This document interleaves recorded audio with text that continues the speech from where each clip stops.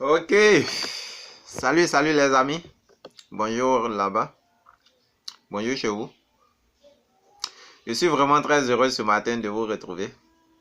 Très heureux aussi d'avoir eu le réveil parce que je crois que c'est une grâce pour moi. Une grâce que Dieu me fait ce matin. Une grâce que Dieu te fait aussi de me suivre ce matin parce que rien n'est normal sur cette terre. Oui, rien n'est normal, c'est une grâce, mon ami. Tout est grâce, tout est grâce. Oui, ce matin, tu t'es réveillé, tu as pensé que c'est normal parce que tu as l'habitude de te réveiller, tu as l'habitude de te tenir debout sur tes jambes, bouger tous les membres de ton corps. Tu as pensé que c'est normal, mais c'est pas normal, mon ami. Parce que je t'assure ce matin qu'il y a des milliers et des milliers de personnes qui ont perdu la vie, qui n'ont pas pu se réveiller ce matin même. Ou bien certains même qui se sont retrouvés bloqués sur le lit parce qu'ils n'ont pas eu le privilège d'avoir l'usage de tous leurs membres au complet. Donc ce matin, par cette vidéo, je veux que tu reconnaisses un peu cette grandeur de Jésus. Tu reconnaisses un peu, comment on appelle ça, ce privilège qu'il t'accorde chaque jour de bouger tes membres. Ce privilège qu'il t'accorde chaque instant de ta vie. Parce qu'aujourd'hui encore, il sera encore au contrôle de ta journée. Il sera au contrôle de ta journée, toute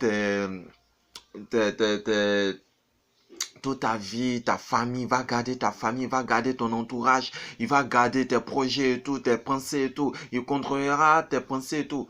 Et je t'assure que c'est une grâce que nous avons en lui.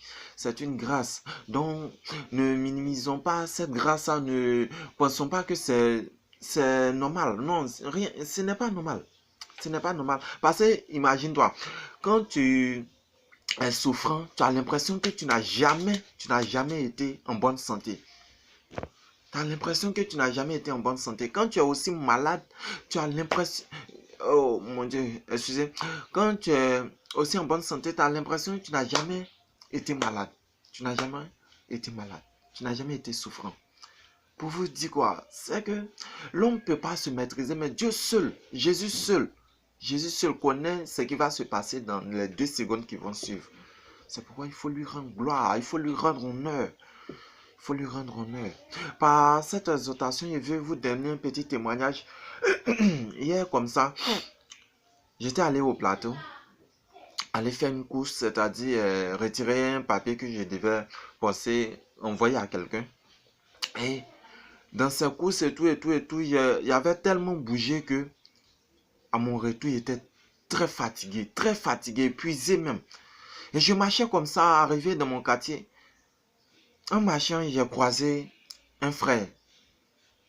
Un frère, il m'a appelé, il m'a demandé, il m'a interpellé en me disant que, frère, s'il te plaît, est-ce que tu peux m'accorder 5 minutes? Et quand il a dit ça, paf, j'ai su qu'il voulait me parler de Jésus là. Il voulait me parler de Jésus et ça m'a réjoui le cœur. Parce que c'est aussi un fardeau pour moi de parler de Jésus à mon entourage, à mes frères, à mes soeurs, à tout le monde que je croise, à tout le monde entier. Et c'est pourquoi vous pouvez voir mes publications sur Facebook. Oui. C'est un fardeau pour moi. Donc quand il m'a dit ça, il l'a approché. Il dit, je sens que tu es fatigué, je te vois. Et peut-être que tu as des programmes, tu veux arriver à la maison, tu as t'apprêté, sortir aujourd'hui et vendredi, mais s'il te plaît, accorde-moi simplement seulement 5 minutes, un moment d'échanger avec toi. Il dit, ok, il n'y a pas de problème. Et paf, c'est parti. Il a parlé. Il m'a demandé s'il avait donné ma vie à Jésus. Il lui a dit oui. Et Dieu m'avait fait le privilège de connaître sa voix et par sa grâce, je lui ai donné ma vie. Il dit, ah ok. Mais il n'a pas cessé, ça ne l'a pas empêché de continuer de m'exhorter. Mais en m'exhortant, il a compris que j'avais véritablement donné ma vie à Jésus. Pourquoi? Parce que quand il parlait, qu'il se bloquait quelque part, je lui venais en aide avec quelques versets à l'appui. Oui.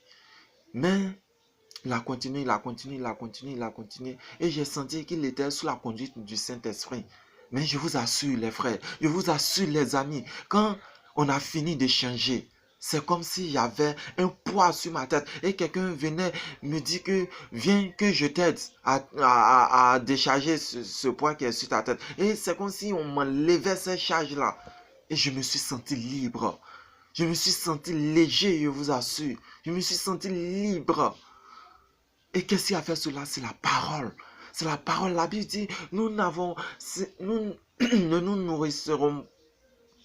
nourrirons pas, excusez-moi, nous ne nous nourrirons pas seulement de la nourriture, mais aussi de la parole de Dieu. Oui, de la parole de Dieu. Et cette parole, je vous assure qu'elle m'a libéré. Elle m'a libéré. Si j'avais dit que, bon, j'étais fatigué, je rentrais et je n'écoutais pas ce frère pendant ces 5 minutes, je vous assure, je rentrais fatigué, je rentrais chargé. Oui. Mais Dieu, Jésus savait qu'il allait me décharger. C'est pourquoi il a mis ce frère sur mon chemin. Et par sa grâce, je n'ai pas hésité à écouter ce frère. Toi qui aimes, je profite de cette vidéo pour exhorter quelqu'un ce matin. Toi qui aimes fermer ta porte quand l'homme de Dieu arrive chez toi. Toi qui aimes fermer ton portail quand les enfants de Dieu arrivent chez toi pour te prêcher la parole de Dieu. Je te demande ce matin d'arrêter cela. D'arrêter cela parce que tu ne sais pas quand et comment Jésus va te libérer un jour de tes fardeaux. Tu ne sais pas. Il y a longtemps, tu cries, Jésus, viens à mon secours. Tu pleurniches partout, Jésus, viens à mon secours. Aide-moi, aide-moi, aide-moi. Mais je t'assure que Jésus est déjà venu. Et Jésus est déjà venu taper ta porte et tu ne l'as pas reconnu. Pourquoi? Parce qu'il voulait... Tu ne l'as pas reconnu parce que c'est un homme que tu as vu devant toi. Tu as minimisé. Comment je peux le dire? C'est-à-dire, tu n'as pas accordé de l'importance à cet homme qui est devant toi. Tu n'as pas vu la parole qui voulait te prêcher. Tu n'as pas vu Jésus en cette personne, mais tu as vu un homme comme toi et tu as minimisé. Et c'est pourquoi aujourd'hui, tu demeures encore dans ce problème. Je te demande d'arrêter cela. Ouvre ton cœur à Jésus. Ouvre ton cœur à Jésus. Jésus t'a déjà libéré. Il t'a déjà libéré, il t'a déjà béni. Mais il ne reste que toi de faire ce pas, d'ouvrir ton cœur à sa parole, de prendre sa parole avec force et détermination et l'ancrer dans ton cœur. Et tu verras les merveilles de l'Éternel s'accomplir dans ta vie. Ce matin, sois béni. Ce matin, que ta famille soit bénie et que Jésus... que Jésus se révèle véritablement à toi et ta famille. Demeurez bénis chez vous.